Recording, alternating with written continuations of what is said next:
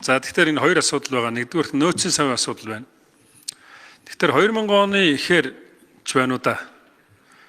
Ник гэж компани байж хат тэдний бүх одоо нөөцийн савнуудыг бүгдийг ашиглалтын шаардлага хангахгүй байна гэд бүгдийг агтлсан. Тэгээ агтлсны дараагаар хөвчлөө болсон байх би гэж бодож байна. Тэрний дараагаар нөгөө агтлсан савнууд нь бүгдээрээ зөв зөвөр ашиглагдаад явсан.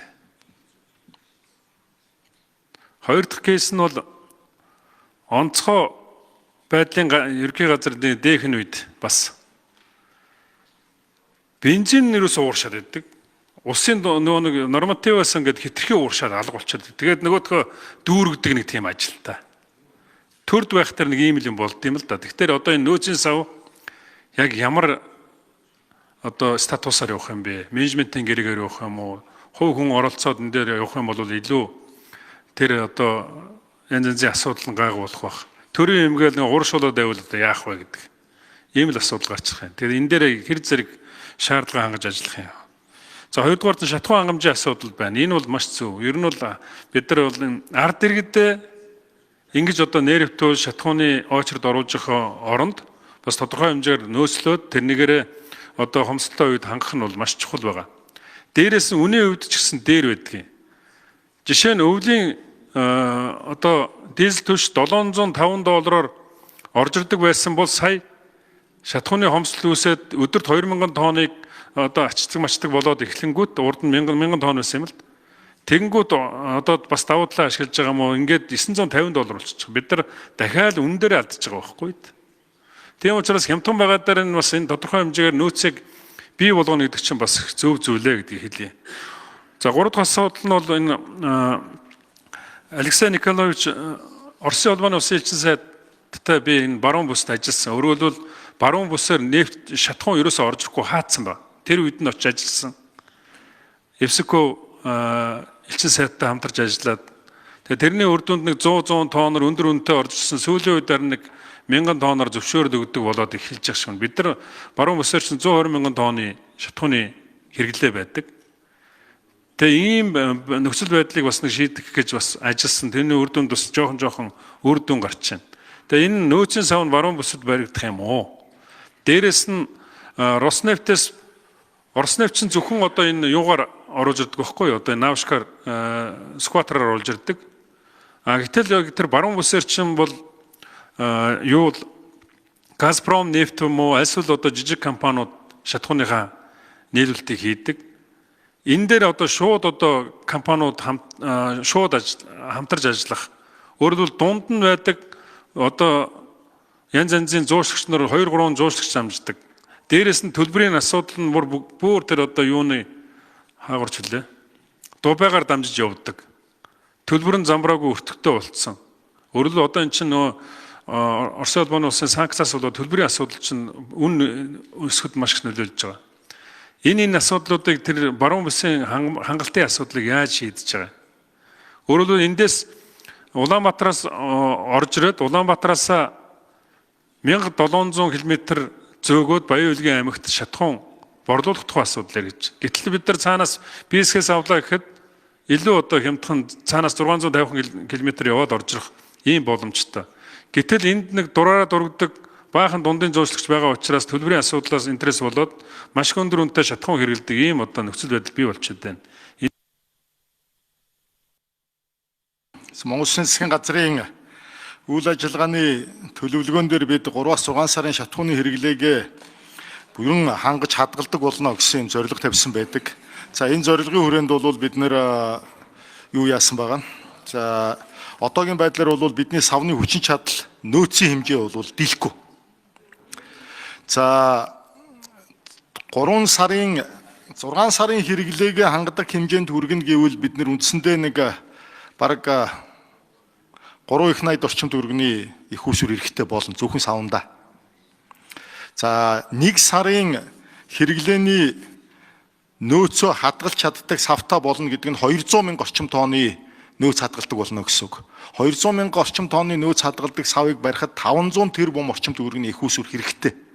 За энийг бол аж ахуйн нэгжүүд 1.5-аас 2 жилийн хооронд барина. За нэгдүгээр асуулт энэ.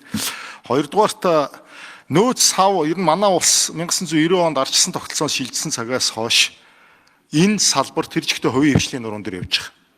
Тэгэхээр манай улсад төрийн эзэмшлийн нөөцийн сав гэдэг ойлголт бол одоо батлан хамгаалах салбараас бусдад, онцгой байдлын салбараас бусдад бол багхгүй.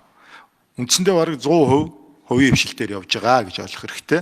За төрийн өмч байх үед бол энэ шатхууны ууршилт гээд одоо бусад асуудлуудаас болоод энэ хулгай зэлгийн асуудлууд маш их явдаг байсан юм л. Тэгээ хувийн хвшил бол энийг одоо менежментээр бүтэн ингээд аваад явж байгаа. Манай уул уурхай үйлдвэрлэл нэмэгдэж байгаатай холбоотойгоор бид ерөөсөө одоо жилдээ 20% өсөлттэй хэрэглээтэй болчиход байгаа юм.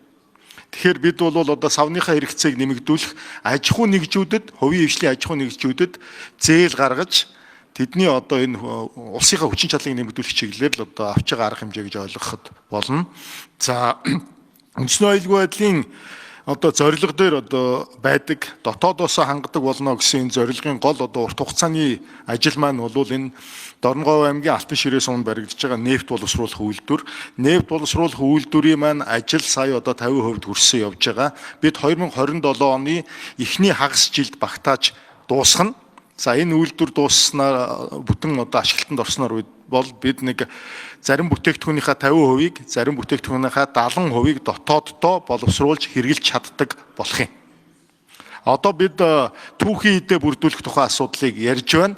Засгийн газраас надад одоо энэ ажлыг хариуцуулаад ажлын хэсэг гаргацсан одоо холбогдох компаниуд болон аж ахуй нэгжүүдтэй хэлэлцээр хийгээд явж байна. Нөөцийг бүрдүүлэх чиглэлд бол энэ маш өндөр өртөгтэй эрсдэлтэй ажил байдаг учраас бид бас энэ өмнө төршийн одоо хөрөнгө оруулагчтай ярилцсан явж байгаа. Манай бусад их усүрээс авах чиглэлд бол бид Оросын холбооны улсаас гадна бүгд найрамд хятад ард улсаас авах хэлэлцээрүүдийг хийгээд явж байна. Удахгүй одоо аж үйлдвэр ерөнхий хэлгийн сайдын хувьд бүгд найрамд хятад ард улсад айлчлаад энэ асуудлуудаа ярина. Бүгд найрамд хятад ард улсын хувьд бол шатхууны төрлийн бүтээгдэхүүнийг экспортлохдоо бол тусгай квот гаргадаг. Ер нь бол хоригдсан байдаг юм л. За бидний тусгаалan тавьсан хүсэлтэд бол нааштай хандаж бас энэ асуудал дээр хамтарч ажиллаж байна. За замын үүддэх ачих буулгах байгууламжийн маань хүчин чадал бол үндсэндээ манай улсын нийт хэрэглээний 20%-ийг хангах хэмжээнд байгаа. Зөвхөн вагоны байгууламжаар одоо дамжуулдаг стакад буюу одоо дамжуулан ачих гар байгаа. Одоо автомашины гаруудыг нэмэх зайлшгүй шаардлагатай байгаа. 5 жилийн хугацаанд усан онгоцны түлш аваачаад гацаагаа айдсан байсан байна лээ. Савнуудын дүүргээд орхицсан байна лээ. Сая бол тэр хийцэн байгаа айлыг нь Lake Soil гэж айл байгаа. Өөрөөр хэлбэл хуурамч шатхуу үйлдвэрлэдэг байсан айл гэсэн үг. Энэ айлын бүтээгдэхүүнүүдийг авахгүй бол одоо энэ импортын тусгай зөвшөөрлийг чинь цуцална гэдэг шаардлага тавиад одоо султгах ажил эрчимтэй хийгдэж байна. Суллана. За мөн бас энэ бомтуудын асуудал байгаа. Гадаад харилцааны яамтай хамтраад одоо бид одоо автобензин бол зөвхөн замын үүдээр л нэвтрүүлэх хэрэгтэй байгаа. Саяхан шивээ хөрөнгөөр автомашинаар дизелийн түвш импортлох хэрэгтэй болсон. Такашкенээр оруулж ирэх хэрэгтэй болсон.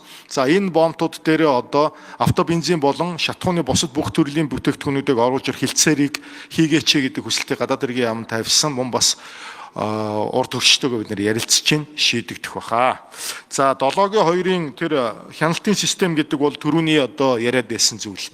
Өөрөөр хэлбэл улсын хэмжээнд байгаа бүх шатхуун түгээх станцуудад ямар хэмжээний нөөц байгаа юм, яагаад өгөхгүй байгаа юм бэ гэдгийг бүрэн одоо цахимжуулж хяндаг системийг тогтоох гэж байгаа. Ингээд импортын хэмжээ 50%-аас доош орох юм бол нөөцийн хуваарлтанд төр оролцдог байх зохицуултыг энэ хуулиар хийх гэж байгаа. За, нөөцийн сав улсад байж үзсэн билээ. Бүрдөрж гишүүнтэй бол яг санал нэг байна.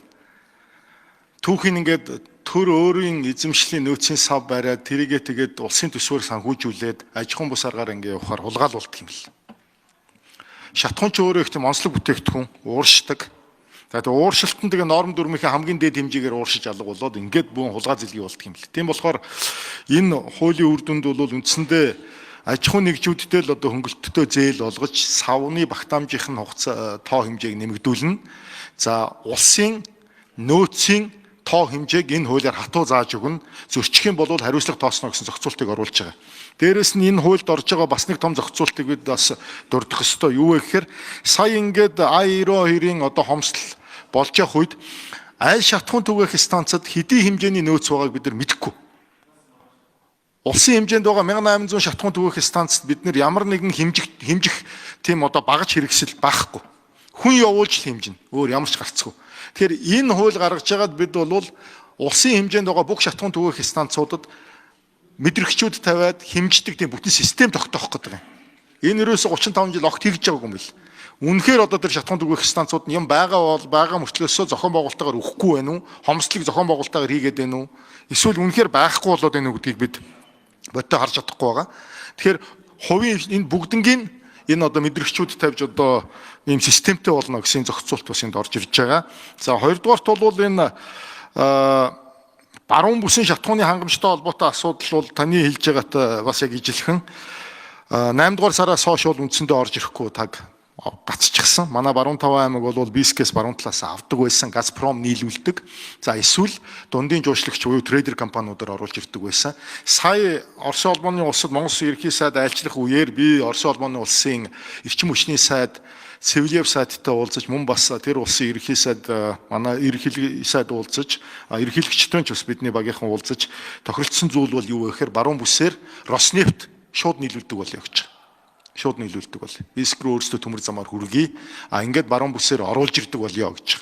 Тэгэхээр энийг одоо энэ бэрхшээл бол удахгүй гайгүй болох бах. Газпромынхан ч гэсэн бас баруун бүсээрээ нийлүүлээ. За манай баруун таван аймгийн хэрэглээ Оросын улбооны улсын одоо хувьд бол хит баг байдаг учраас заавал дундын зуучлагчтай байсан. Энийгээ болё гэдэг энэ тохиролцоонд үрсэ. За тэгэхээр тэр нөгөө бүх одоо шатхууны станцууд дээр хэд нөөцтэй байгаа гэдэг нь ерөөсөө энэ танай байгууллагын тэр үйл ажиллагаатай шууд холбоотой. Жишээ нь одоо баруун 3 аймгийн газрын төсний төлөөлөгч Тогтбаатарын Гамбулар гэдэг залуу ажиллаж байсан. Сум болгонд 2 удаа очиж баруун 5 аймгийн тэр одоо олон сумууд байна шүү дээ. 78 сум. 60 сум. Тэрэн дээр очиж бүгднгийнх нь одоо тоог хэмжээг авдаг. Тэгээд наашаа илгээдэг. Тэгээд хэн шаргалтаа хийдэг. Гэтэл одоо яасан бэ гэхээр баахан хүнтэй болсон мөртлөө зүгээр л одоо нөгөө нэг колонкуудаасаа мэдээ аваад наашаа явуулдаг. Тэднийх нь юу бүх юмнууд нь бүгдээрээ бууруу. Ийм байгаа. Тийм учраас наадах тэр нэг яг энэ шатхууны хангамжийн асуудлыг бүрэн бүтэн байлгах, асуудалгүй байлгах хомсолт орсон үед сайн Пүрвдор жигшүүний хэлж байгаа санал нэг байна уу? Энэ улсын хэмжээнд шатхууны төлөөлөгч гэдэг нэг 9 аймагт л баг, ганц л хүн баг. Бүх шатхуун түгээх станцуудыг хэмжиж мэддэггүй, чадахгүй. Угаасаа нэг хүн хэдийг нь очиж хэмжихэд. Тэгэхээр энэ бүгдэнд нь тэр одоо мэдрэгч тавьж нэгдсэн зохион байгуулалтаар удирдах, тэгээд ашиг нутмал газрын тосны асуудал хариуцсан төрийн захиргааны төв байгууллага дээр хяндаг, удирдаг, зохион байгуулдаг энэ ажлыг энэ хууль гарснаар бид нэр хийх юм. Энэ ажил руугаа л яваад байгаа.